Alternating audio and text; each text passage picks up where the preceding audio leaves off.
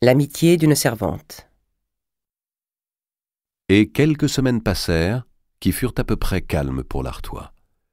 Les partis adverses se retrouvèrent à Arras, puis à Compiègne, et le roi promit de rendre son arbitrage avant la Noël. Les alliés, provisoirement apaisés, rentrèrent en leur château sombre. Les champs étaient noirs et déserts, les brebis bêlaient au fond des bergeries. Les aubes de décembre, fumeuses, ressemblaient à des feux de bois vert. Au manoir de Vincennes, entouré par la forêt, la reine Clémence découvrait l'hiver de France. L'après-midi, la reine brodait. Elle avait entrepris une grande nappe d'autel qui figurait le paradis. Les élus s'y promenaient sous un ciel uniformément bleu parmi les citronniers et les orangers, paradis bien proche des jardins de Naples. « On n'est pas reine pour être heureuse », pensait souvent Clémence, se répétant les paroles de sa grand-mère Marie de Hongrie. Non qu'elle fût malheureuse à proprement parler, elle n'avait aucune raison de l'être. « Je suis injuste », se disait-elle, de ne point remercier à tout instant le Créateur de ce qu'il m'a donné. Elle ne pouvait comprendre la raison d'une lassitude, d'une mélancolie, d'un ennui qui, jour après jour, s'appesantissait sur elle. N'était-elle pas environnée de 1000 soins ? 6 dames de parage, choisies parmi les plus nobles femmes du royaume, et d'innombrables servantes se relayaient auprès d'elle pour exécuter ses moindres désirs, prévenir ses moindres gestes, porter son missel, préparer son aiguille, tenir son miroir, la coiffer, la couvrir d'un manteau, sitôt que la température rafraîchissait. Plusieurs chevaucheurs avaient pour seule mission de courir entre Naples et Vincennes afin d'acheminer la correspondance qu'elle échangeait avec sa grand-mère, avec son oncle le roi Robert et tous ses parents. Clémence disposait de 4 acnées blanches, harnachées de freins d'argent et de rennes de soie tissées de fils d'or. Et pour les longs déplacements, on lui avait offert un grand chariot de voyage si beau, si riche, avec ses roues flamboyantes comme des soleils, que celui de la comtesse Mao à côté semblait tout juste un char à foin.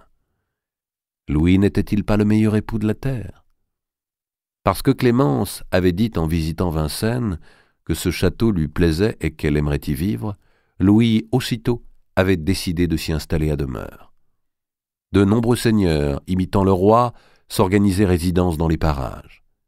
Et Clémence, qui n'avait pas imaginé ce que serait l'hiver à Vincennes, n'osait avouer maintenant qu'elle eût préféré regagner Paris. Vraiment, le roi la comblait. Il ne se passait de jour qui ne lui portât un nouveau présent. « Je veux, mamie, lui avait-il dit, que vous soyez la dame la mieux pourvue du monde. » Mais avait-elle besoin de 3 couronnes d'or, l'une incrustée de 10 gros rubis balais, l'autre de 4 grandes émeraudes, de 16 petites et de 80 perles, et la troisième avec encore des perles, encore des émeraudes, encore des rubis. Pour sa table, Louis lui avait acheté 12 anappes de vermeil émaillées, aux armes de France et de Hongrie. Et parce qu'elle était pieuse, et qu'il admirait fort sa dévotion, il lui avait offert un reliquaire d'un prix de 800 livres, et contenant un fragment de la vraie croix. C'eût été décourager tant de bon vouloir que de dire à son époux qu'on pouvait aussi bien faire sa prière au milieu d'un jardin, et que le plus bel ostentoire du monde, en dépit de tout l'art des orfèvres et de toute la fortune des rois, c'était encore le soleil brillant dans le ciel bleu au-dessus de la mer. Le mois précédent, Louis lui avait fait don des terres qu'elle irait visiter à une meilleure saison, les maisons et manoirs de Menneville, Hébécourt, Saint-Denis de Fermant, Vardes et Dampierre, les forêts de Lyon et de Bray. « Pourquoi, mon doux seigneur, lui avait-elle demandé, vous dépossédez de tant de biens en ma faveur, puisque de toute manière je ne suis que votre servante, et n'en puis profiter qu'à travers vous. »« Je ne m'en dépossède point, avait répondu Louis. Toutes ces seigneuries appartenaient à Marigny, à qui par jugement je les ai reprises, et j'en puis disposer comme il me plaît. » En dépit de la répugnance qu'elle avait à hériter les biens d'un pendu, pouvait-elle les refuser, alors qu'il lui était présenté comme don d'amour, et que cet amour, le roi tenait à le proclamer dans l'acte même de donation, pour la joyeuse et agréable compagnie que Clémence nous porte humblement et amiablement. Et il lui avait encore accordé en propriété les maisons de Corbeil et de Fontainebleau. Chaque nuit qu'il passait auprès d'elle semblait valoir un château. Ah oui, messire Louis l'aimait bien. Jamais en sa présence, il ne s'était montré hutin, et elle ne comprenait pas comment ce surnom lui était venu. Jamais de querelle entre eux, jamais de violence. Dieu vraiment lui avait donné un bon époux. Et malgré tout, Clémence s'ennuyait, et soupirait en tirant les fils d'or de ses citrons brodés. Elle avait fait effort vainement pour s'intéresser aux affaires d'Artois, dont Louis parfois le soir discourait tout seul devant elle, en marchant à travers la chambre. Elle était effrayée par les grandes apostrophes de Robert d'Artois et la manière dont il lui criait « Ma cousine !» comme s'il arrêtait sa meute. Cet homme-là, pour elle, restait avant tout un étrangleur de renards. Elle était agacée par monseigneur de Valois, qui souvent lui disait « Alors, ma nièce, quand donc donnerez-vous un héritier au royaume ?»« Quand Dieu voudra, mon oncle, » répondait-elle doucement. En fait, elle n'avait pas d'amis. Elle sentait, parce qu'elle était fine et sans vanité, que toute marque d'affection qu'on lui témoignait était intéressée. Elle apprenait que les rois ne sont jamais aimés pour eux-mêmes et que les gens, en s'agenouillant devant eux, cherchent toujours à ramasser sur le tapis quelques miettes de puissance. On n'est pas reine pour être heureuse. Il se peut même que d'être reine empêche qu'on soit heureuse, se répétait Clémence l'après-midi où monseigneur de Valois, le pas toujours pressé, entra chez elle et lui dit « Ma nièce, je vous porte une nouvelle qui va fort agiter la cour. Votre belle-sœur, madame de Poitiers, est grosse. Les matrones l'ont certifié ce matin. » « Je suis fort aise pour madame de Poitiers, répondit Clémence. « Elle peut vous avoir reconnaissance, reprit Charles de Valois, car c'est bien à vous qu'elle doit son état d'à présent. Si vous n'aviez point demandé son pardon le jour de vos épousailles, je doute fort que Louis l'eût si vite accordé. Dieu me prouve donc que j'ai bien fait, puisqu'il vient de bénir cette union. Il semble que Dieu bénisse moins rapidement la vôtre. Quand donc vous déciderez-vous, ma nièce, à suivre l'exemple de votre belle-sœur ? Il est dommage, en vérité, qu'elle vous ait devancée. Allons, Clémence, laissez-moi vous parler comme un père. Vous savez que je n'aime pas mâcher les mots que j'ai à dire. Louis remplit-il bien ses devoirs auprès de vous ? Louis m'est aussi attentif qu'un époux peut l'être. Voyons, ma nièce, entendez-moi bien. J'entends ses devoirs d'époux chrétien, ses devoirs de corps, si vous préférez. Le rouge monta au front de Clémence. Elle balbutia. Je ne vois pas que Louis ait en rien à être repris sur ce point. Je ne suis guère marié que depuis 5 mois et je ne pense pas qu'il y ait lieu de vous alarmer déjà. Mais enfin, honore-t-il bien régulièrement votre couche ? Presque chaque nuit, mon oncle, si c'est cela que vous tenez à apprendre. Et plus que d'être sa servante, lorsqu'il le veut, je ne puis. Eh bien, souhaitons, dit Charles de Valois. Mais comprenez, ma nièce, que c'est moi qui ai fait votre mariage. Je ne voudrais pas qu'on me reprochât un mauvais choix. Alors Clémence, pour la première fois, eut un mouvement de colère. Elle repoussa sa broderie, se leva de son siège, et d'une voix où l'on pouvait reconnaître le ton de la vieille reine Marie, elle répondit « Vous semblez oublier, messire mon oncle, que ma grand-mère a donné le jour à 13 enfants, et que ma mère Clémence de Habsbourg en avait déjà 3 lorsqu'elle mourut à peu près à l'âge que j'ai. Ma tante Marguerite, votre première épouse, ne vous a pas donné motif de vous plaindre, que je sache. Les femmes de notre famille sont fécondes et le prouvent en maint royaume. Si donc il y a empêchement aux vœux que vous formez, il ne saurait venir de mon sang. Et sur ce point, messire, nous avons assez parlé pour ce jour et pour toujours. » Elle alla s'enfermer dans sa chambre, refusant qu'aucune dame de parage la suivît. Et ce fut là qu'Eudeline, la première lingère, entrant pour préparer le lit, la trouva 2 heures plus tard assise auprès d'une fenêtre derrière laquelle la nuit était tombée. « Comment, madame ?» s'écria-t-elle.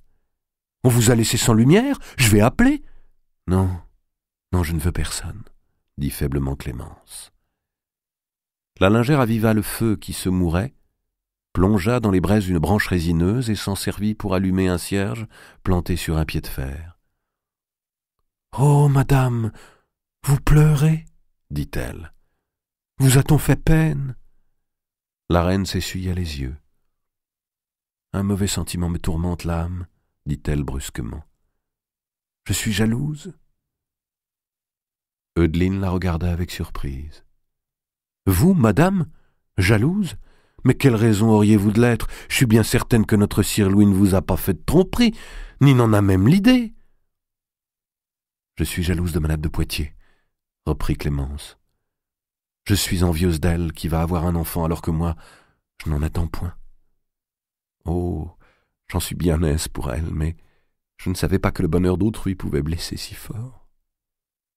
Ah, certes, madame, cela peut causer grande douleur, le bonheur des autres. » Eudeline avait dit cela d'une curieuse manière, non pas comme une servante qui approuve les paroles de sa maîtresse, mais comme une femme qui a souffert le même mal et le comprend. Le ton n'échappa point à Clémence. « N'as-tu pas d'enfant, toi non plus ?» demanda-t-elle. « Si fait, madame, si fait. J'ai une fille qui porte mon nom et qui vient d'atteindre ses 10 ans. » Elle se détourna et commença de s'affairer autour du lit, rabattant les couvertures de brocart et de menus verts. « Tu es depuis longtemps lingère en ce château ?» poursuivit Clémence. « Depuis le printemps, juste avant votre venue. Jusque-là, j'étais au palais de la Cité où je tenais le linge de notre sire Louis, après avoir tenu celui de son père, le roi Philippe, pendant 10 ans. » Un silence se fit, où l'on n'entendit plus que la main de la lingère battant les oreillers. « Elle connaît à coup sûr tous les secrets de cette maison, et de ses lits, se disait la reine. Mais non, je ne lui demanderai rien, je ne l'interrogerai pas. Il est mal de faire parler les servantes. Ce n'est pas digne de moi. Mais qui donc pouvait la renseigner sinon justement une servante, sinon l'un de ces êtres qui partagent l'intimité des rois sans en partager le pouvoir? Jamais au prince de la famille elle n'aurait l'audace de poser la question qui lui brûlait l'esprit depuis sa conversation avec Charles de Valois. D'ailleurs, lui donnerait-il une réponse honnête? Des hautes dames de la cour, aucune n'avait vraiment sa confiance, parce qu'aucune vraiment n'était son amie. Clémence se sentait l'étrangère que l'on flatte de vaines louanges, mais que l'on observe, que l'on guette, et dont la moindre faute, la moindre faiblesse ne sera pas pardonnée. Aussi ne pouvait-elle se permettre d'abandon qu'auprès des servantes. Eudeline, particulièrement, lui semblait rassurante. Le regard droit, le maintien simple, les gestes appliqués et tranquilles, la première lingère se montrait de jour en jour plus attentive, et ses prévenances étaient sans ostentation. Clémence se décida. « Est-il vrai, demanda-t-elle, que la petite Madame de Navarre, que l'on tient loin de la cour et que je n'ai vue qu'une fois, ne soit pas de mon époux ?» Et en même temps elle se disait « N'aurais-je pas dû être avertie plus tôt de ces secrets de couronne ? Ma grand-mère aurait dû s'informer davantage. En vérité, on m'a laissé venir à ce mariage en ignorant bien des choses. »« Bah, madame !» répondit Eudeline en continuant de dresser les coussins, et comme si la question ne la surprenait pas outre mesure. « Je crois que nul ne le sait, pas même notre sire Louis. Chacun dit sur cela ce qui l'arrange. Ceux qui affirment que madame de Navarre est la fille du roi ont intérêt à le faire, et pareillement ceux qui tiennent pour la bâtardise. On en voit même comme monseigneur de Valois qui change d'avis selon les mois sur une chose où pourtant il n'y a qu'une vérité. La seule personne dont on aurait pu tenir une certitude, qui était madame de Bourgogne, a maintenant la bouche pleine de terre. » Eudeline s'interrompit et regarda vers la reine. « Vous vous inquiétez, madame, de savoir si notre sire, le roi... » Elle s'arrêta de nouveau, mais Clémence l'encouragea des yeux. « Rassurez-vous, madame, dit Eudeline. Monseigneur Louis n'est pas empêché d'avoir un héritier, comme de méchantes langues le prétendent dans le royaume et même à la cour. »« Sait-on » murmura Clémence. « Moi, je sais, » répliqua Eudeline lentement. « Et l'on a pris bien soin que je sois seule à le savoir. »« Que veux-tu dire ?»« Je veux dire le vrai, madame, parce que moi aussi, j'ai un lourd secret. Sans doute devrais-je encore me taire, mais ce n'est pas offenser une dame telle que vous, de si haute naissance et de si grande charité, que de vous avouer que ma fille est de monseigneur Louis. » La reine contemplait Eudeline avec un étonnement sans mesure. Que Louis ait eu une première épouse n'avait guère posé à Clémence de problème personnel. Louis, comme tous les princes, avait été marié selon les intérêts de l'État. Un scandale, la prison, puis la mort l'avaient séparé d'une femme infidèle. Clémence ne s'interrogeait pas sur l'intimité ou les mésententes secrètes du couple. Aucune curiosité, aucune représentation n'assaillait sa pensée. Or voici que l'amour non conjugal, se dressait devant elle, en la personne de cette belle femme rose et blonde, à la trentaine plantureuse, et Clémence se mettait à imaginer. Eudeline prit le silence de la reine pour un blâme. « Ce n'est pas moi qui l'ai voulu, madame, je vous l'assure. C'est lui qui y avait bien mis de l'autorité, et puis, il était si jeune, il n'avait point de discernement, une grande dame l'eût sans doute effarouché. » D'un geste de la main, Clémence signifia qu'elle ne souhaitait point d'autre explication. Je veux voir ta fille. » Une expression de crainte passa sur les traits de la lingère. « Vous le pouvez, madame. Vous le pouvez, bien sûr, puisque vous êtes la reine, mais je vous demande de n'en rien faire. Car on saurait alors que je vous ai parlé. Elle ressemble tant à son père que monseigneur Louis, par crainte que sa vue ne vous blesse, l'a fait enfermer dans un couvent juste avant que vous n'arriviez. Je ne la visite qu'une fois le mois, et dès qu'elle sera en âge, elle sera cloîtrée. » Les premières réactions de Clémence étaient toujours généreuses. Elle oublia pour un moment son propre drame. « Mais pourquoi ?» dit-elle à mi-voix. « Pourquoi cela ? Comment croyait-on qu'un tel acte pût me plaire ? Et à quel genre de femme les princes de France sont-ils donc accoutumés ? Ainsi, ma pauvre Eudeline, c'est pour moi que l'on t'a arraché ta fille. Je t'en demande bien pardon. »« Oh, madame, répondit Eudeline, je sais bien que cela ne vient pas de vous. »« Cela ne vient pas de moi, mais cela s'est fait à cause de moi, dit Clémence pensivement. Chacun de nous n'est pas seulement comptable de ses mauvais agissements, mais aussi de tout le mal dont il est l'occasion, même à son insu. »« Et moi-même, madame, reprit Eudeline, moi-même qui étais première fille lingère du palais, monseigneur Louis m'a envoyé ici à Vincennes dans une plus petite condition que celle que j'avais à Paris. Nul n'a rien à dire contre les volontés du roi, mais c'est vraiment bien peu de remerciements pour le silence que j'ai gardé. Sans doute monseigneur Louis voulait-il me cacher, moi aussi, ne pensait pas que vous iriez préférer ces jours des bois au grand palais de la cité. » Maintenant qu'elle avait commencé de se confier, elle ne pouvait plus s'arrêter. « Je puis bien vous avouer, poursuivit-elle, qu'à votre arrivée, je n'étais prête à vous servir que par devoir, mais certainement pas par plaisir. Il faut que vous soyez très noble dame, et aussi bonne de cœur que vous êtes belle de visage, pour que je me sois senti gagner d'affection pour vous. Vous ne savez point comme vous êtes aimées les petites gens. Il faut entendre parler de la reine aux cuisines, aux écuries, aux buanderies. C'est là, madame, que vous avez des âmes dévouées bien plus que parmi les grands barons. Vous nous avez conquis le cœur à tous, et même le mien, qui vous est elle plus fermé. Vous n'avez pas maintenant de servante plus attachée que moi, » acheva Eudeline en saisissant la main de la reine pour y poser les lèvres. « Ta fille te sera rendue, » dit Clémence, « et je la protégerai. J'en veux parler au roi. »« N'en faites rien, madame, je vous en prie, » s'écria Eudeline. « Le roi me comble de cadeaux que je ne souhaite pas. Il peut bien m'en accorder un qui me plaise. »« Non, non, je vous en supplie, n'en faites rien, » répéta Eudeline. « J'aime mieux voir ma fille sous le voile que de la voir sous terre. » Clémence, pour la première fois depuis le début de l'entretien, eut un sourire, presque un rire. « Les gens de ta condition en France ont-ils donc si peur du roi ? Ou bien est-ce le souvenir du roi Philippe, qu'on disait être sans merci, qui pèse encore sur vous ? » Si Eudeline éprouvait une véritable affection pour la reine, elle n'en gardait pas moins au hutin une solide rancune. L'occasion était belle de satisfaire à la fois ces deux sentiments. « Vous ne connaissez pas encore monseigneur Louis comme chacun le connaît ici. Il ne vous a pas encore montré les revers de son âme. Personne n'a oublié, dit-elle en baissant la voix, que notre sire Louis a fait tourmenter les serviteurs de son hôtel après le procès de madame Marguerite et que 8 cadavres, tous mutilés et brisés, ont été repêchés au pied de la tour de Nesle. Ils y ont été poussés par le hasard, pensez-vous ? Je n'aimerais pas que le hasard nous poussât, ma fille et moi, du même côté. Ce sont là commérages que font circuler les ennemis du roi. » Mais en même temps qu'elle prononçait ces paroles, Clémence se rappelait les allusions du cardinal de Haise en Avignon. « Aurais-je épousé un cruel ?» se demandait-elle. « J'ai regret si j'ai trop parlé, » reprit Eudeline. « Dieu veuille que vous n'ayez rien à apprendre de pire et que votre grande bonté vous laisse en ignorance. » « Quel est ce pire que je pourrais apprendre ? Cela touche-t-il à la fin de madame Marguerite ?» Eudeline haussa tristement les épaules.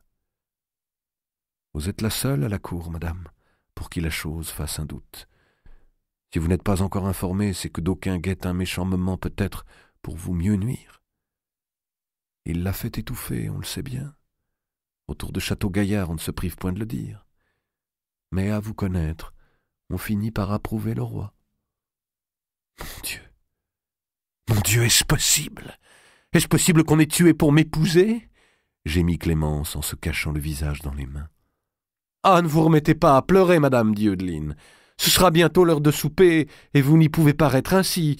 Il faut vous rafraîchir le visage. » Elle alla chercher un bassin d'eau fraîche et un miroir, pressa un linge mouillé sur les joues de la reine, lui rattacha une tresse qui s'était défaite. Elle avait une grande douceur de geste et une sorte de tendresse protectrice. Un moment, les visages des deux femmes apparurent côte à côte dans le miroir. Deux visages aux mêmes teintes blondes et dorées, aux mêmes yeux larges et bleus. « Tu sais que nous nous ressemblons, dit la reine. C'est bien le plus beau compliment qu'on m'ait jamais fait. Et je voudrais fort que ce fût vrai, répondit Eudeline. Comme leur émotion à toutes deux était profonde, et qu'elles avaient un égal besoin d'amitié, le même mouvement les poussa l'une vers l'autre, et elles se tinrent un instant embrassées. La fourchette et le prie-Dieu. Le menton levé, le sourire aux lèvres, et vêtu d'une robe doublée de fourrure par-dessus sa chemise de nuit, Louis X entra dans la chambre. Durant le souper, il avait trouvé la reine étrangement morose, distante, presque absente, ne suivant les propos échangés qu'avec retard, et répondant à peine aux paroles qu'on lui adressait. Mais il ne s'en était pas autrement inquiété.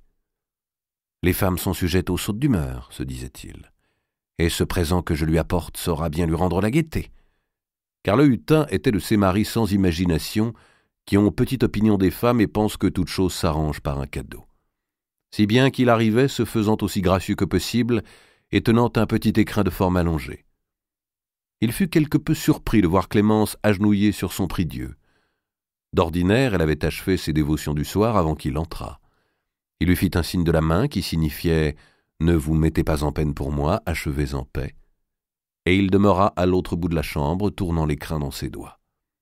Les minutes passaient. Il alla prendre une dragée dans une coupe posée auprès du lit et la croqua.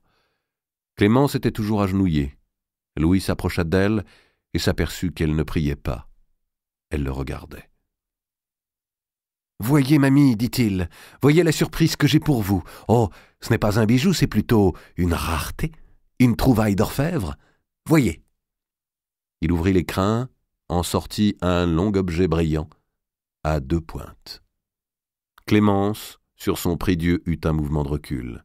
« Hé, mamie !» s'écria Louis en riant. « N'ayez point peur, cela n'est pas fait pour blesser, c'est une petite fourche à manger les poires. Voyez comme le travail en est habile. » Sur le bois du prie-Dieu, il posa une fourchette à 2 fourcherons d'acier fort aiguisés, sortant d'un manche d'ivoire et d'or ciselé. La reine vraiment ne semblait pas témoigner grand intérêt pour l'objet, ni bien en apprécier la nouveauté. Louis se sentit déçu. « Je l'ai commandé spécialement par Ptolomée à un orfèvre de Florence. Il paraît qu'il n'existe que 5 de ces fourchettes dans le monde, et j'ai voulu que vous en ayez une, afin de ne point tacher vos jolis doigts quand vous mangez les fruits. C'est bien un objet de dame. Jamais les hommes n'oseraient ni ne sauraient se servir d'un si précieux outil, sinon mon beau-frère d'Angleterre qui, m'a-t-on dit, en possède un, et ne craint point la risée en l'utilisant à table. » Il pensait par ces derniers mots avoir fait montre d'esprit, et il attendait un sourire. Mais Clémence n'avait pas bougé du prie-Dieu et continuait de regarder son mari fixement. Jamais elle n'avait été plus belle. Ses longs cheveux dorés lui tombaient jusqu'aux reins. Louis enchaîna. « Ah, Messer Ptolémée m'a justement appris que son jeune neveu, que j'avais envoyé avec Bouville pour vous quérir à Naples, se trouve guéri. Il va bientôt reprendre le chemin de Paris. En chaque lettre, il parle à son oncle de vos bontés à son endroit. » Il n'obtint pas de réponse. « Mais qu'a-t-elle donc ?» se demanda-t-il. « Elle aurait pu au moins me dire un mot de merci. » Avec toute autre personne que Clémence, il se fût déjà mis en colère. Mais il ne se résignait pas à voir son bonheur si vite terni par une scène de ménage. Il prit sur lui et fit une nouvelle tentative. « Je crois bien cette fois que les affaires d'Artois vont être réglées, » dit-il. « Les choses se présentent de bonne manière. L'entrevue de Compiègne, à laquelle vous m'avez si doucement accompagné, a eu les résultats que j'attendais, et je vais bientôt rendre mon arbitrage. Tout s'apaise lorsque vous êtes auprès de moi. »« Louis, » dit brusquement Clémence, « de quelle manière est morte votre première épouse ?» Louis se pencha en avant, comme s'il avait reçu un coup au milieu du corps, et la contempla un moment stupéfait. « Marguerite est morte, Elle est morte, répondit-il en agitant les mains, d'une fièvre de poitrine qui l'a étouffée, à ce qu'on m'a dit. Louis, pouvez-vous jurer devant Dieu? Il l'interrompit, haussant le ton. Que voulez-vous que je jure? Je n'ai rien à jurer. Où voulez-vous en venir? Que voulez-vous savoir? Je vous ai dit ce que je vous ai dit, et je vous prie de vous en contenter. Vous n'avez rien à connaître de plus. Il se mit à parcourir la chambre les pieds en canard.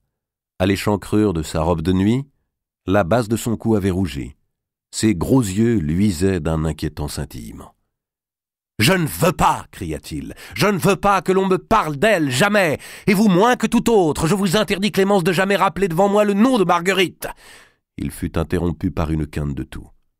« Pouvez-vous me jurer devant Dieu, répéta Clémence avec détermination, pouvez-vous me jurer que votre volonté ne fut pour rien dans son trépas? » La colère chez Louis obscurcissait vite le jugement.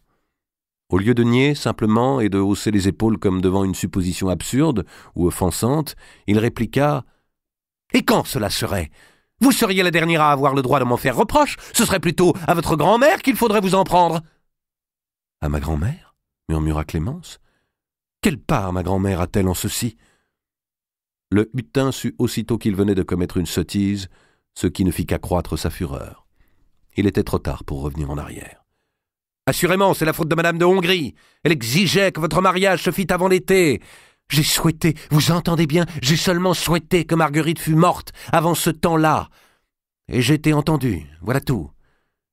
Si je n'avais pas exprimé ce souhait, vous ne seriez pas aujourd'hui reine de France. Ne faites donc point tellement l'innocente et ne venez pas me jeter blâme de ce qui vous arrange si bien et vous a mise plus haut que tout votre parentage. » « Jamais je n'aurais accepté, s'écria Clémence, si j'avais su que ce fût à un tel prix. C'est à cause de ce crime, Louis, que Dieu ne nous donne pas d'enfants. » Louis fit un demi-tour sur lui-même et s'immobilisa ébahi. « Oui, de ce crime, et des autres aussi que vous avez commis, continua la reine en se levant du prie-dieu. Vous avez fait assassiner votre épouse, vous avez fait pendre messire de Marigny. Vous maintenez en geôle les légistes de votre père, vous avez fait tourmenter vos propres serviteurs, vous avez attenté à la vie et à la liberté des créatures de Dieu. Et c'est pourquoi maintenant Dieu vous punit en vous empêchant d'engendrer de nouvelles créatures. » Louis, plein de stupeur, la regardait s'avancer. Ainsi, il existait une troisième personne pour ne pas s'émouvoir de ses emportements, briser ses fureurs et prendre le pas sur lui. Son père, Philippe le Bel, l'avait dominé par l'autorité souveraine. Son frère, le comte de Poitiers, le dominait par l'intelligence, et voici que sa nouvelle épouse le dominait par la foi. Jamais il n'aurait pu imaginer que son justicier se présenterait à lui dans la chambre nuptiale et sous les apparences de cette femme si belle, dont les cheveux frémissaient pareils à une blonde comète. Le visage de Louis se fripa. Il ressembla à un enfant qui va pleurer. « Et que voulez-vous que je fasse, maintenant ?» demanda-t-il d'une voix aiguë. « Je ne puis ressusciter les morts. Vous ne savez pas ce que c'est que d'être roi. Rien ne s'est fait absolument par mon vouloir, et c'est moi que vous rendez coupable de tout. Que voulez-vous obtenir? À quoi sert de me reprocher ce qui ne se peut réparer? Séparez-vous donc de moi, retournez à Naples si vous ne pouvez plus tolérer ma vue, et attendez qu'il y ait un pape pour lui demander de défaire notre lien. Ah, ce pape, ajouta-t-il en serrant les poings. Rien de cela ne serait arrivé s'il y avait eu un pape. Clémence lui posa les mains sur les épaules. Elle était un peu plus grande que lui. « Je ne saurais songer à me séparer de vous, dit-elle. Je suis votre épouse pour partager en tout votre condition, et vos misères comme vos joies. Ce que je veux, c'est sauver votre âme, et vous inspirer le repentir sans lequel il n'est point de pardon. » Il la regarda dans les yeux, n'y vit que bonté et grand effort de compassion. Il respira mieux et l'attira contre lui. « Mamie, mamie, vous êtes meilleure que moi. Oh, combien meilleure. Je ne pourrais vivre sans vous. Je vous promets de m'amender et de bien regretter le mal que j'ai pu causer. » En même temps, il avait enfoui la tête au creux de l'épaule de Clémence et lui effleurait des lèvres la naissance du cou. « Ah, mamie, continuait-il, que vous êtes bonne à aimer. Je serai telle, je vous le promets, je serai telle que vous le voulez. Certes, j'ai des remords, et qui me causent souvent de grandes frayeurs, je n'oublie bien qu'entre vos bras. Venez, mamie, venez que nous nous aimions. » Il cherchait à l'entraîner vers le lit, mais elle demeurait immobile, et il la sentit se crisper, refuser. « Non, Louis, non, dit-elle très bas. Il nous faut faire pénitence. Mais nous ferons pénitence, mamie. Nous jeûnerons 3 fois la semaine si vous le voulez. Venez, j'ai trop d'impatience de vous. » Elle se dégagea et, comme il voulait la retenir de force, une couture de la robe de nuit céda. Le bruit de la déchirure effraya Clémence qui, couvrant de la main son épaule dénudée, courut se réfugier derrière son prie-dieu. Ce mouvement de crainte déclencha chez le hutin un nouvel accès de colère. « Mais qu'avez-vous à la parfum ?» s'écria-t-il. « Et que faut-il donc pour vous complaire ?»« Je ne veux plus vous appartenir avant d'être allé avec vous en pèlerinage. Nous irons à pied. Nous saurons ensuite si Dieu nous pardonne en nous accordant un enfant. »« Le meilleur pèlerinage pour obtenir un enfant, c'est ici qu'il se fait !» dit Louis en désignant le lit. « Ah, ne vous moquez point des choses de la religion, répondit Clémence. Ce n'est pas ainsi que vous pourrez me convaincre. Votre religion est bien étrange, qui vous commande de vous refuser à votre époux. Ne vous a-t-on jamais instruite d'un devoir auquel vous ne devez pas vous dérober ? Louis, vous ne me comprenez pas. Si, je vous comprends. Je comprends que vous vous refusez à moi. Je comprends que je ne vous plais point, que vous en usez avec moi comme Marguerite. Il avança, le regard dirigé, semblait-il à Clémence, vers la fourchette aux 2 longues pointes acérées qui était toujours là posée sur le rebord du prie-dieu. Elle avança la main pour se saisir de l'objet avant qu'il ne le fît lui-même. Or, il ne remarqua même pas son geste. Il ne portait attention à rien qu'à la grande panique, au grand désespoir qui le submergeait. Louis n'était assuré de ses facultés d'homme qu'auprès d'un corps docile. Un refus lui ôtait tout moyen. Les drames de son premier mariage n'avaient pas eu d'autre origine. Si cette infirmité venait à le reprendre, il n'est pire peine que l'incapacité à posséder ce que l'on désire le plus. Comment pouvait-il expliquer à Clémence que, pour lui, le châtiment avait précédé le crime ? Il était terrifié à l'idée que l'engrenage du refus, de l'impuissance et de la haine allait se remettre en marche. Il prononça, comme pour lui-même, « Suis-je donc damné, suis-je donc maudit de ne pouvoir être aimé de qui j'aime ?» Les paupières closes, et toute tremblante encore, Clémence pensait de son côté, « J'ai donc cru qu'il songeait à me tuer. » Cédant à une vague honte autant qu'à la pitié, elle abandonna son prie-dieu et dit « C'est bien, je veux faire comme il vous plaît. » Elle alla pour éteindre les chandelles. « Laissez brûler les cierges, » dit le hutin. « Vraiment, Louis, vous voulez ? Laissez choir vos vêtements. » Décidée maintenant à toute soumission, elle se dévêtit entièrement, avec le sentiment d'obéir au démon. Si Louis était damné, elle partagerait la damnation. Il entraîna vers le lit ce beau corps aux ombres modelées, sur lequel il avait de nouveau tout pouvoir.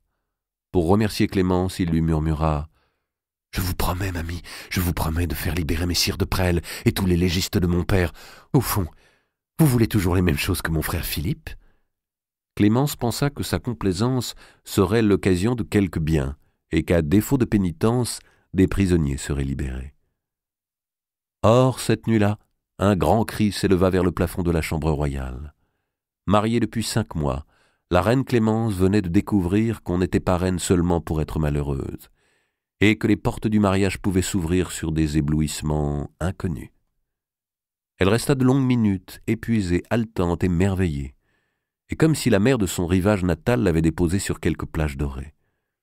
Ce fut elle qui chercha l'épaule du roi pour s'y endormir, tandis que Louis, éperdu de reconnaissance pour ce plaisir qu'il venait de dispenser, et se sentant plus roi que le jour de son sacre, connaissait sa première nuit d'insomnie qui ne fut pas traversée par la hantise de la mort. Mais cette félicité fut hélas sans seconde. Dès le lendemain, sans le secours d'aucun confesseur, Clémence associa indissolublement le plaisir au péché. Elle était de nature plus nerveuse qu'il n'y paraissait, car dès lors l'approche de son époux lui causa d'intolérables douleurs, qu'elle ne parvenait pas toujours à taire, et qui parfois la rendaient incapable d'accepter l'hommage royal non par volonté, mais par intolérance du corps. Elle s'en attristait sincèrement, s'en excusait, faisait effort mais en vain pour assouvir les ardeurs insistantes de Louis. « Je vous assure, mon doux sire, je vous assure, lui disait-elle, qu'il nous faut aller en pèlerinage. Je ne pourrai point avant. »« Eh bien, nous irons, mamie, nous irons bientôt, et aussi loin qu'il vous plaira, et la corde au cou si vous le voulez. Mais laissez-moi d'abord régler les affaires d'Artois. » L'arbitrage. 2 jours avant la Noël, dans la plus grande salle du manoir de Vincennes, aménagée pour l'occasion en chambre de justice, pairs, seigneurs et légistes, assis sur des bancs couverts de tapis, attendaient le roi. Une délégation des barons d'Artois, ayant à sa tête Gérard Quirez et Jean de Fienne, ainsi que les inséparables Soistre et Caumont, étaient arrivés du matin. Il semblait que tout fût arrangé. Les émissaires du roi avaient multiplié les démarches entre les adversaires. Le comte de Poitiers avait inspiré des solutions de sagesse et conseillé à sa belle-mère de céder sur plusieurs points afin de ramener la paix dans ses États. Obéissant aux instructions du roi, à vrai dire assez vagues mais généreuses quant aux intentions, « Je ne veux plus de sang versé, je ne veux plus de gens injustement maintenus en cachot, je veux qu'il soit rendu à chacun selon son droit et que la bonne entente et l'amitié règnent partout. » Le chancelier Étienne de Mornay avait rédigé une longue sentence dont le hutin, lorsqu'on la lui présenta, se sentit infiniment fier, comme s'il en avait dicté personnellement tous les articles. Dans le même temps, Louis X faisait libérer Raoul de Presles et 6 autres conseillers de son père qui croupissaient en prison depuis le mois d'avril.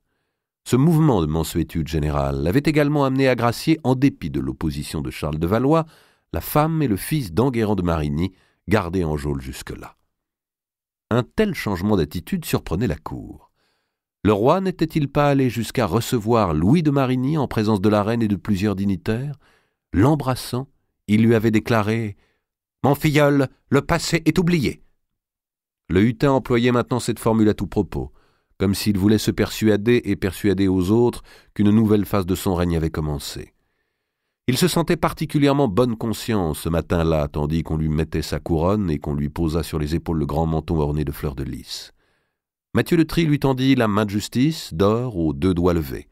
« Comme elle est pesante, dit Louis. Elle m'avait paru telle déjà le jour du sacre. Sire, recevez-vous d'abord maître Martin, qui vient d'arriver de Paris, ou bien le verrez-vous après le conseil ?» demanda le grand chambellan. « Maître Martin est là ?» s'écria Louis. « Je veux le voir séant, qu'on me laisse avec lui. » Le personnage qui entra était un homme d'une 50aine d'années, d'assez forte corpulence, au teint très brun et aux yeux rêveurs. Bien qu'il fût vêtu fort simplement, presque comme un moine, il avait dans toute sa tournure, dans ses gestes à la fois onctueux et assurés, dans sa façon de replier son manteau au creux du bras et de s'incliner en saluant, quelque chose d'oriental. Maître Martin, en sa jeunesse, avait beaucoup voyagé et poussé jusqu'au rivage de Chypre, de Constantinople et d'Alexandrie. On n'était pas absolument certain qu'il eût porté toujours ce nom de Martin, sous lequel on le connaissait. « Avez-vous éclairé les questions que je vous ai posées ?» lui dit d'emblée le hutin. « Je l'ai fait, sire, je l'ai fait avec grand honneur d'être consulté par vous. »« Alors dites-moi le vrai, même s'il doit être mauvais, je ne crains pas de l'entendre. » Un astrologue tel que maître Martin savait ce qu'il fallait penser de pareils préambules, surtout venant d'un roi. « Sire, répondit-il, notre science n'est pas absolue, et si les astres ne mentent jamais, notre entendement, lui, peut errer en les observant. Toutefois, je ne vois pas que vos inquiétudes soient fondées, et rien ne paraît empêcher que vous ayez une descendance. Le ciel de votre naissance vous est plutôt favorable en cela, et les astres y sont disposés de bonne façon pour la paternité. En effet, Jupiter s'y montre à la pointe du Cancer, ce qui est signe de fécondité, et ce Jupiter de votre naissance de plus forme trigone d'amitié avec la Lune et la planète Mercure. Vous ne devez donc pas renoncer à l'espérance d'engendrer, loin de là. En revanche, l'opposition que la Lune fait à Mars n'annonce point à l'enfant une vie exempte de difficultés. Il faudra l'entourer dès ses premiers jours de soins bien vigilants et de serviteurs fidèles. Maître Martin s'était acquis une belle notoriété en annonçant longtemps à l'avance, encore qu'à mots fort couverts, la mort de Philippe le Bel, comme devant coïncider avec l'éclipse de novembre 1314. Il avait écrit « Un puissant monarque d'Occident », se gardant bien de préciser. Louis X tenait depuis lors maître Martin en grande estime. « Votre avis m'est précieux, maître Martin, et vos paroles me confortent. Avez-vous pu discerner les moments les plus favorables à concevoir les héritiers que je souhaite ?» Toujours maître Martin s'exprimait avec lenteur, pour se donner le temps de trouver à ses réponses le tour le plus encourageant. « Ne parlons que du premier, sire, car pour les autres je ne pourrais me prononcer avec assez d'assurance. Il me manque l'heure de la naissance de la reine, qu'elle ne sait point et que personne n'a pu me fournir.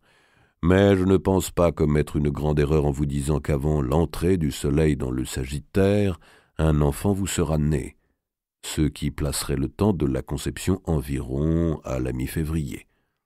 Il convient donc de me hâter d'accomplir à Saint-Jean-d'Amiens le pèlerinage que la reine souhaite tant. Et qu'en pensez-vous, maître Martin, que je doive reprendre ma guerre contre les Flamands ? Je crois qu'il vous faut suivre en cela, sire, les inspirations de votre sagesse. Avez-vous fait le choix d'une date ? Je compte réunir l'ost avant l'août prochain. Le regard rêveur de maître Martin resta un instant en suspens sur le roi, sur sa couronne, sur la main de justice qui semblait l'embarrasser et qu'il portait sur l'épaule comme un jardinier sa bêche. Avant le mois d'août, il y aura juin à franchir, murmura l'astrologue. Puis, plus haut, à l'août prochain, sire, il se peut que les Flamands aient cessé de vous inquiéter. Je le crois volontiers, s'écria le hutin, car je leur ai inspiré grand-peur l'été passé, et ils viendront sans doute à merci sans bataille, avant la saison des chevauchés. C'est une étrange impression que de regarder un homme avec la quasi-certitude qu'avant 6 mois il sera mort, et de l'entendre faire des projets pour un avenir qu'il ne verra probablement pas. À moins qu'il ne dure jusqu'à novembre, se disait Martin. Car en dehors de la redoutable échéance de juin, l'astrologue avait décelé un second aspect funeste, une méchante direction de Saturne à 27 ans et 44 jours de la naissance de Louis. 2 conjonctions de fatalité à 6 mois d'intervalle. Si vraiment il engendre, la seconde se rencontrerait alors avec la naissance de l'enfant. De toute manière, ce ne sont pas choses à dire. Pourtant, avant de partir, la paume garnie d'une bourse que le roi venait de lui tendre, maître Martin se sentit tenu d'ajouter « Sire, un mot encore pour la sauvegarde de votre santé. Défiez-vous des venins, surtout au déclin du printemps. »« Faut-il m'abstenir des moucherons, girolles et morilles ?» demanda Louis. « J'en suis friand, mais il est vrai qu'ils m'ont causé parfois des dérangements d'entrailles. » Puis, soudain soucieux, « Venin ? Entendez-vous les morsures de vipères ?»« Non, sire. Je parle bien des nourritures de bouche. »« Ah, bien. Je vous sais gré du conseil, maître Martin. » Aussitôt, tandis qu'il se dirigeait vers la chambre de justice, Louis prescrivit à son grand chambellan qu'on redoublât de surveillance aux cuisines, qu'on s'assura de n'employer que des denrées de provenance connue, et qu'on fit éprouver tous les mets 2 fois au lieu d'1 avant de les lui servir. Puis il entra dans la grande salle où l'assistant s'était levé et attendait qu'il fût installé sous le dais. Bien assis, les pans de son manteau ramenés sur les genoux, et la main de justice un peu inclinée dans la saignée du bras, Louis se sentit pareil un instant au Seigneur du ciel sur les vitraux d'église. À sa droite et à sa gauche, ces barons bellement vêtus inclinaient la tête dévotement. Il y avait quand même des moments de satisfaction dans le métier de roi. Et Louis faisait durer son plaisir. « Voilà, pensait-il, je vais rendre ma sentence et chacun va s'y conformer, et je vais rétablir la paix et la bonne harmonie parmi mes sujets. » Devant lui se tenaient les 2 parties entre lesquelles il allait rendre arbitrage. D'un côté, la comtesse Mao, dépassant de la tête et de la couronne ses conseillers groupés autour d'elle. De l'autre, la délégation des alliés d'Artois. Il y avait chez ces derniers un certain manque d'unité dans l'apparence, car chacun avait mis ses meilleurs vêtements qui n'étaient pas toujours à la dernière mode. Ces petits seigneurs sentaient leur province. Soistre et Caumont s'étaient affublés comme pour paraître en tournoi, et semblaient un peu embarrassés de leur aume qu'ils portaient à la main, devant la poitrine. Les grands barons désignés pour assister le roi avaient été sagement choisis en nombre égal parmi les amis des 2 camps. Charles de Valois et son fils Philippe, Charles de la Marche, Louis de Clermont, Béraud de Mercœur et surtout Robert d'Artois lui-même constituaient le soutien des alliés. On savait que de l'autre part, Philippe de Poitiers, Louis d'Évreux, Henri de Sully, les comtes de Boulogne, de Savoie, de Forez et messire Mille de Noyer donnaient appui à Mao. In nomine Patris et Filii. Les assistants se regardèrent surpris. C'était la première fois que le roi ouvrait séance par une prière et appelait sur ses décisions les lumières divines. « On nous l'a changé !» souffla Robert d'Artois à Philippe de Valois. « Le voilà maintenant qui se prend pour évêque en chair. » Mes bien chers frères, mes bien chers oncles, mes bons cousins, mes bien-aimés vassaux, nous avons le désir très grand et le devoir, par commission de Dieu, de maintenir la paix en notre royaume et de condamner la division entre nos sujets. Louis, qui souvent bredouillait en public, s'exprimait cette fois d'une parole lente mais claire, vraiment. Il se sentait inspiré, et l'on se demandait à l'écouter ce jour-là si son véritable destin n'eût pas été de faire un bon vicaire en un modeste bailliage. Il se tourna d'abord vers la comtesse Mao et la pria de suivre ses conseils. Mao répondit « Sire, je ne désire rien tant que la concorde et souhaite pouvoir en tout vous complaire. » Le roi adressa aux alliés ensuite la même recommandation.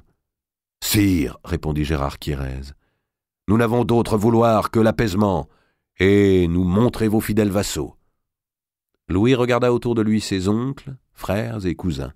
« Voyez, semblait-il dire, comme j'ai bien su arranger toutes choses. » Puis l'assemblée s'assit, et le chancelier Étienne de Mornay lut la sentence d'arbitrage qui débutait par une déclaration d'intention. Le passé, selon la formule chère au roi, était oublié, et les haines, offenses et rancunes pardonnées de part et d'autre. La comtesse Mao reconnaissait ses obligations envers ses sujets.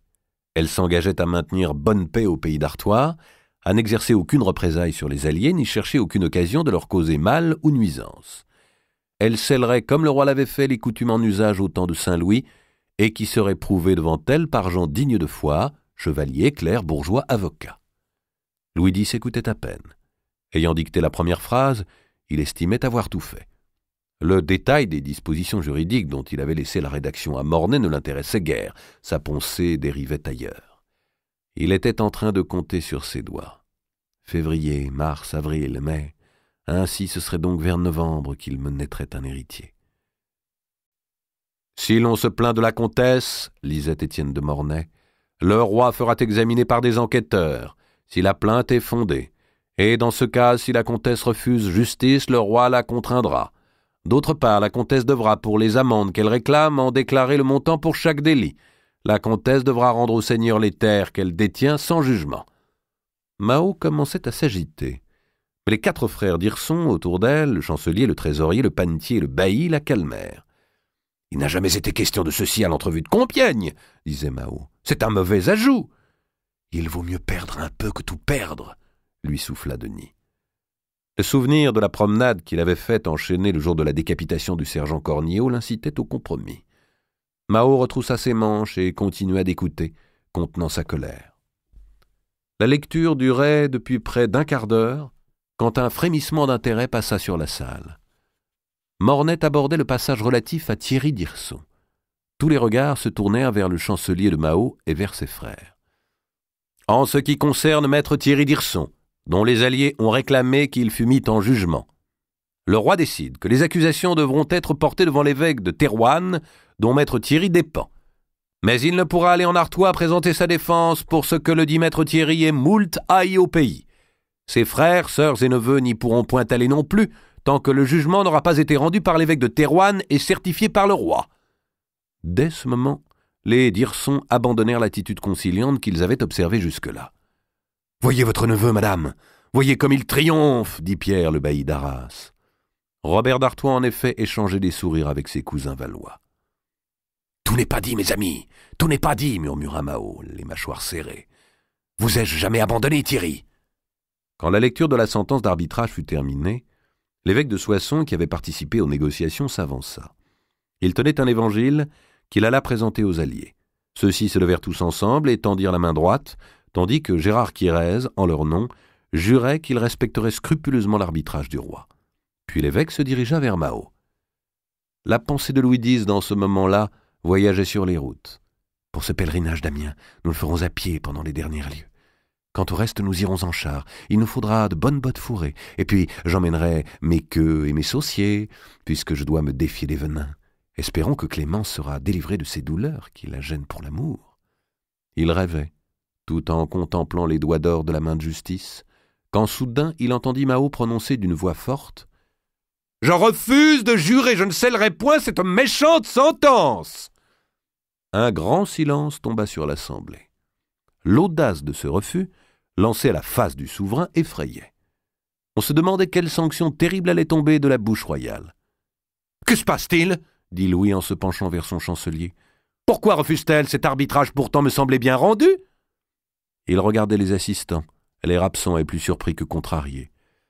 Robert d'Artois alors se leva et lança de sa voix de bataille « Sire, mon cousin, allez-vous accepter qu'on vous brave et qu'on vous soufflette au visage? Nous, vos parents et vos conseillers, ne le supporterons point. Voyez le gré qu'on vous a d'user de mansuétude. Vous savez que pour ma part, j'étais opposé à toute amiable convention avec Madame Mao, dont j'ai honte qu'elle soit de mon sang, car toute bienveillance qu'on lui accorde ne l'encourage qu'à plus de vilainie. Me croira-t-on enfin, mes seigneurs? Continua-t-il en prenant à témoin l'assemblée. Me croira-t-on enfin quand j'affirme, et depuis tant d'années que j'ai été frustré, trahi, volé par ce monstre femelle qui n'a respect ni pour le pouvoir du roi ni pour le pouvoir de Dieu? Mais faut-il s'en étonner de la part d'une femme qui n'a point obéi aux volontés de son père mourant, s'est approprié le bien qui ne lui revenait pas et a profité de mon enfance pour me dépouiller? Mao, debout, les bras croisés, regardait son neveu avec colère et mépris, tandis qu'à 2 pas d'elle, l'évêque de Soissons hésitait à déposer le lourd évangile.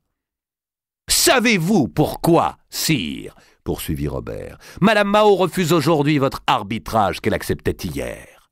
Parce que vous y avez ajouté sentence contre Thierry d'Hirson, contre ce maître coquin dont je voudrais qu'on le déchaussât pour voir s'il n'a pas le pied fourchu.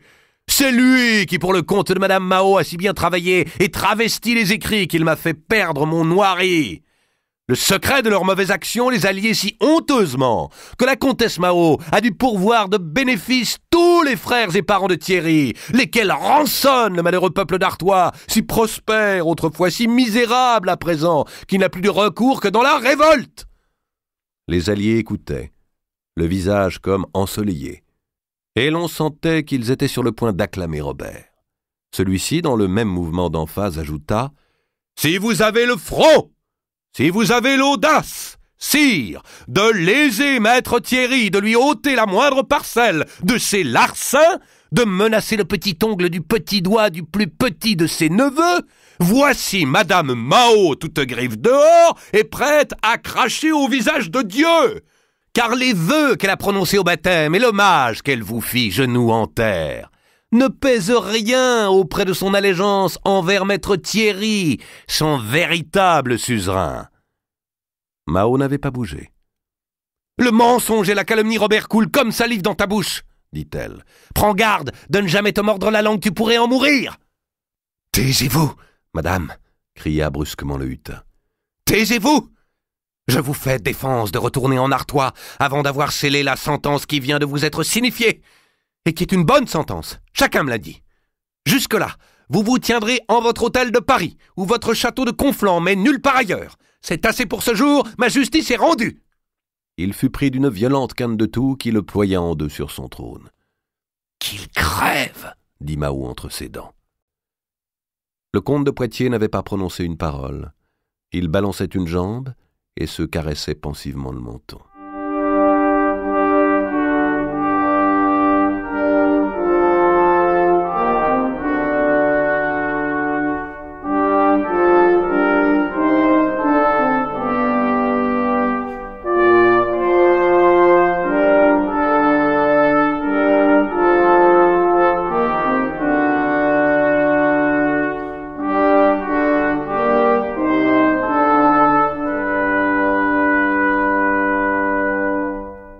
Troisième partie, le temps de la comète.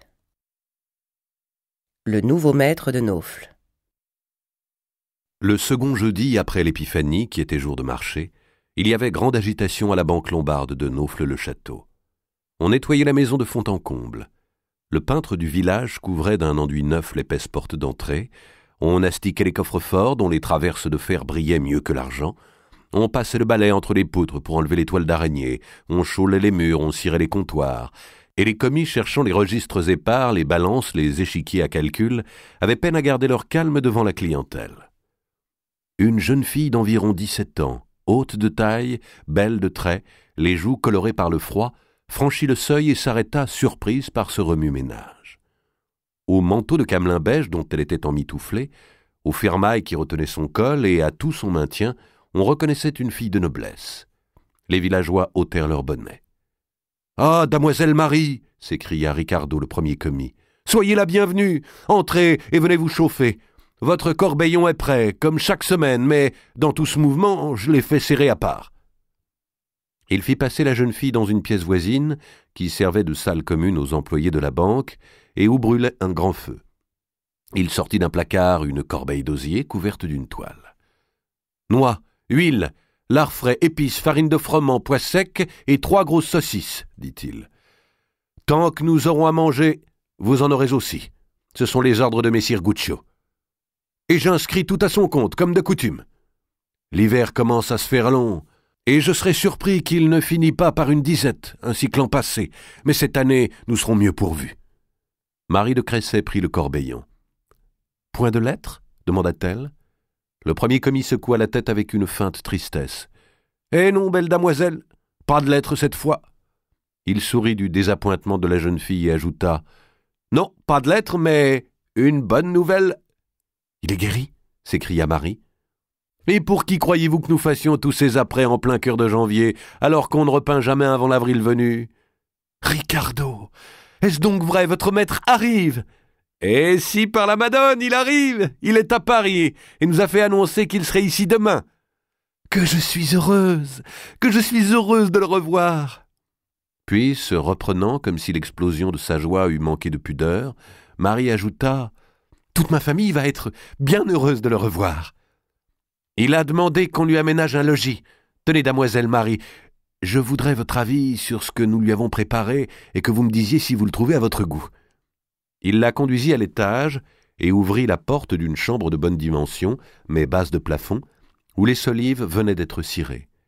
Elle était garnie de quelques meubles de chêne assez grossiers, d'un lit étroit, mais couvert d'un beau brocart d'Italie, de quelques objets d'étain et d'un chandelier. Marie fit des yeux le tour de la pièce. « Tout ceci paraît fort bien, dit-elle, mais j'espère que votre maître bientôt aura sa demeure au manoir. » Ricardo sourit à nouveau.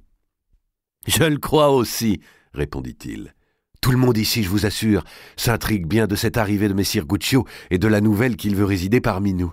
Depuis hier, les gens ne cessent d'entrer et de nous déranger pour un rien, à croire que personne d'autre dans le bourg ne peut leur compter le change de 12 deniers d'un seul. Tout cela pour s'ébaudir des travaux et sans faire répéter la raison. Il faut dire que messire Guccio est moult aimé dans ce pays depuis qu'il a réussi à en chasser le prévôt portefruit, dont chacun avait à se plaindre. On va lui réserver grand accueil. Je le vois tout juste devenir le maître de Naufle.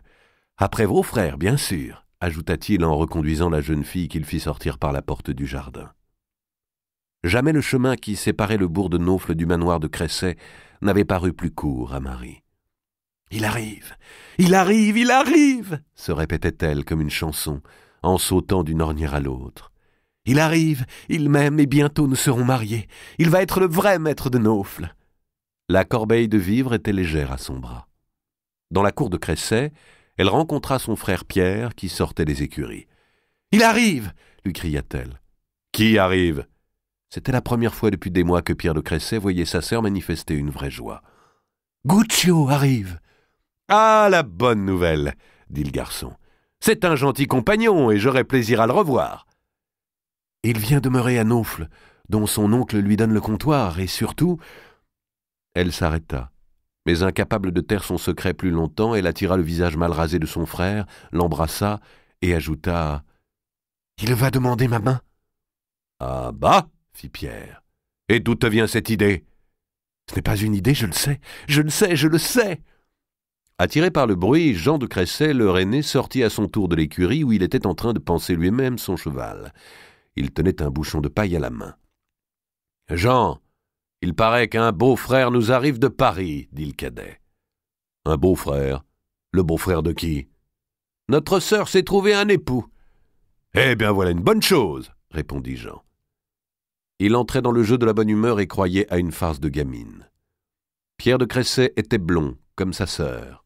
Jean avait le poil châtain et portait barbe, une barbe touffue, mal entretenue. « Et comment se nomme, reprit Jean, ce puissant baron qui convoite de s'unir à nos tours en ruine et à notre belle fortune de dette? J'espère au moins, ma sœur, qu'il est riche, car nous en avons grand besoin. »« Certes, il l'est, répondit Marie. C'est Guccio Baglioni. » Au regard que lui lança son frère aîné, elle eut la certitude immédiate qu'elle courait à un drame.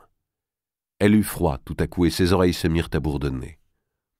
Jean de Cressay finit encore quelques secondes de prendre l'affaire en plaisanterie, mais le ton de sa voix était changé.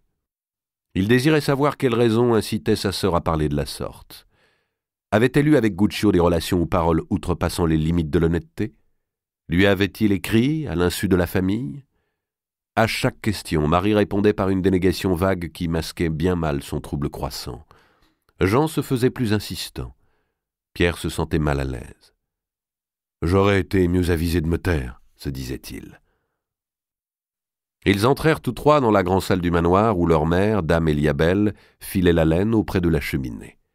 La châtelaine avait repris son embonpoint naturel grâce aux victuailles que chaque semaine depuis la disette de l'hiver précédent, Guccio leur procurait. « Regagne ta chambre », dit Jean de Cresset à sa sœur. Comme aîné, il avait autorité de chef de famille. Lorsque Marie se fut retirée et qu'on eut entendu à mi-étage la porte se fermer, Jean mit sa mère au courant de ce qu'il venait d'apprendre. « En es-tu sûr, mon garçon? Est-ce possible ?» s'écria dame Eliabelle.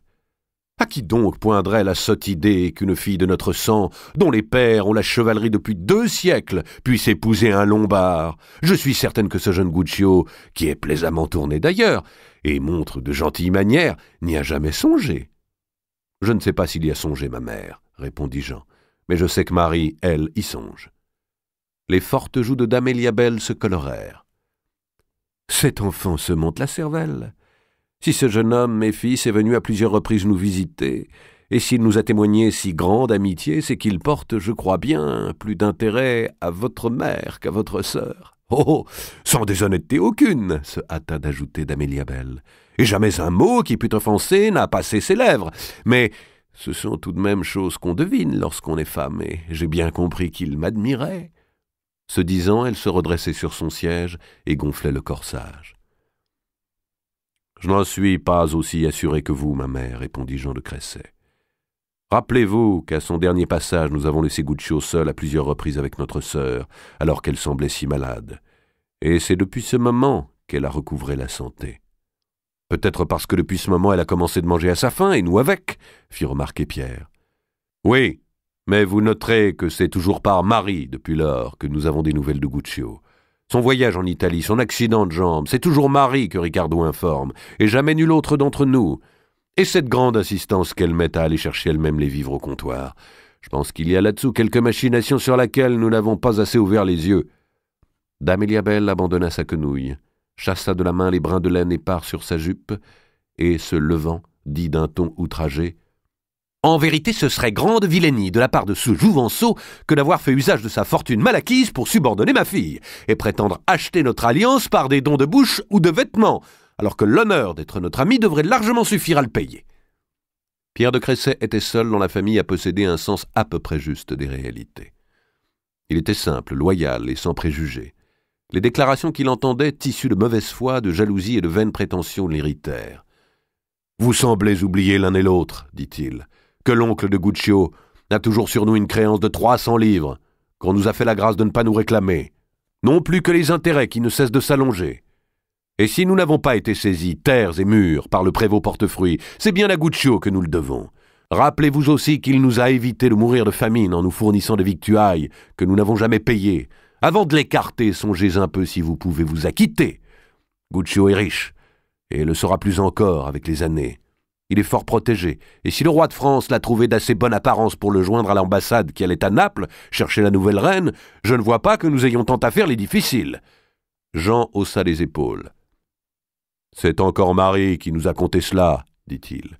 Il y est allé comme marchand pour faire son négoce. » « Et même si le roi l'a envoyé à Naples, cela ne veut pas dire qu'il lui donnerait sa fille, » s'écria dame Eliabelle. « Ma pauvre mère, » répliqua Pierre. « Marie n'est pas la fille du roi de France que je sache. Elle est fort belle, certes. Je ne vendrai pas ma sœur pour argent, » cria Jean de Cresset. Ses yeux brillaient au milieu d'un poil hirsute. « Tu ne la vendrais pas, non, » répondit Pierre, « mais tu t'accommoderais pour elle d'un barbon sans t'enfoncer qu'il fût riche, à condition qu'il traînât éperon à ses talons goûteux. Si elle aime Guccio, tu ne la vends pas. La noblesse, ah bah, nous sommes assez de 2 garçons pour la maintenir. Je me dois de vous dire que je ne verrai pas ce mariage d'un si mauvais regard.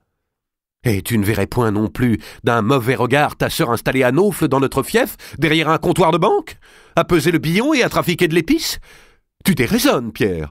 Et je me demande d'où peut te venir si peu de respect de ce que nous sommes, dit dame Eliabel. En tout cas, je ne consentirai jamais à une telle mésalliance. Et ton frère non plus, n'est-il pas vrai, Jean? Certes, ma mère. Et c'est déjà trop que d'en débattre. Je prie Pierre de n'en plus jamais parler.